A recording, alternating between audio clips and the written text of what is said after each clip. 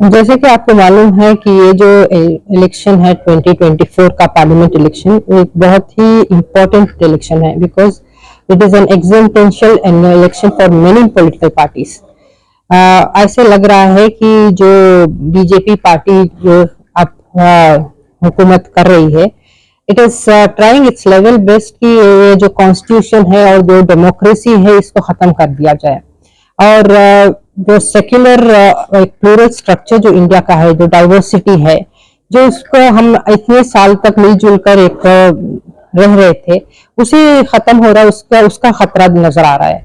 तो इसको बचाना बहुत जरूरी है। आवाम को इसके लिए एक होकर इंडिया अलायंस को वोट दें ताकि सेक्युलर वोट्स बिखरे ना और जो कम्युनल फोर्सेस हैं, जो फासिस्ट फोर्सेस हैं, जो इस देश की जो आइडिया ऑफ इंडिया को डिस्ट्रॉय कर रहे हैं, जो कॉन्स्टिट्यूशन को डिस्ट्रॉय कर रहे हैं, उसको खत्म करके एक इंडिया अलायंस अगर हुकूमत में आती है तो फिर ये देश बचेगा, वरना ये एक हिंदू राष्ट्र बन जाएगा in this constitution and even the secular credentials of the country are at stake. और माइनॉरिटीज और मुस्लिम्स खासकर बहुत ही एक हाशिए पे हैं, इनको पॉलिटिकली इंसिग्निफिकेंट कर दिया गया है और इनकी मस्जिद, इनकी जो आइडेंटिटी है उसको खत्म करने की कोशिश हो रही है।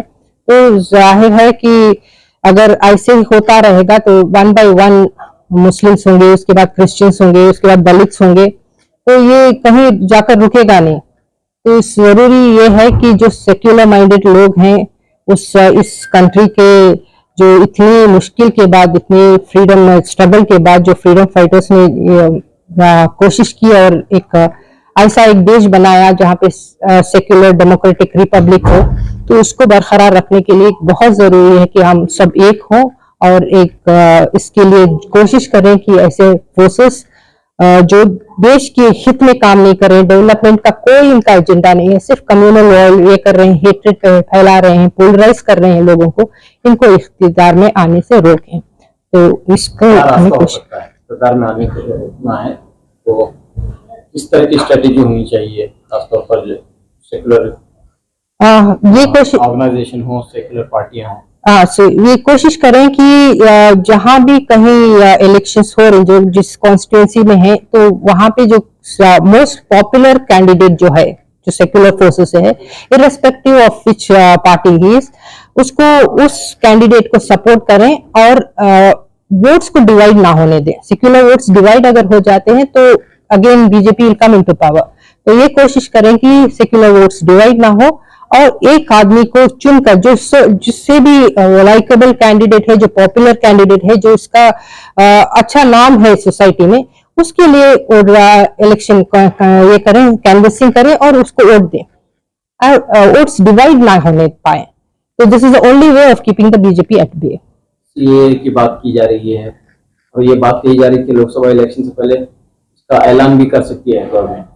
जी, जैसे कि मालूम हुआ है पहले भी इसके लिए हम लोगों ने we have protested for it. It's a very unconstitutional और एकदम डिविसिव रूल है जहाँ पे एक कम्युनिटी के लिए एक कोशिश की जा रही है कि उनकी citizen would be at stake.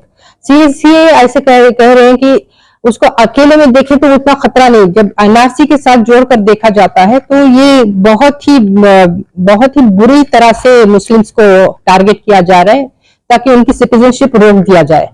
तो इसको ये कोशिश हो रही है कि सीए को नाफिज करें, जबकि सिटीजन रूल्स हैं हमारे पास, वी हैव सिटीजन लॉस, इसकी कोई जरूरत नहीं थी। This is only because they want to target a particular community and उसको सेकेंड क्लास सिटीजन बना कर रखें या उसको सिटीजनशिप उसकी ले लें। तो ये जो पोलराइज कर रहे हैं, डिवाइड कर रहे हैं सोसाइटी को, ये देश के हित में नहीं है। अगर एक कम्युनिटी को भी अगर आप पीछे हटाकर रख दें तो डेवलपमेंट कैसे होगा? डेवलपमेंट तभी होगा देश का जब सब नागरिकों को आप इक्वल अपॉर्चुनिटी दें, एम्पावर करें और सबको साथ लेकर चलें, तभी देश के हित भी होगा और देश की उन्नति भी होगी और देशवासियों की उन्नति होगी। आखिर में क्या मैसेज? बस ये है कि इस देश को बचा लो। अगर इस देश से सही प्यार करते हो, इस देश के लिए कुछ करना चाहते हो, एक अच्छे शहरी बनकर वोट करो और सेक्युलर पार्टीज को जिताओ। Thank you.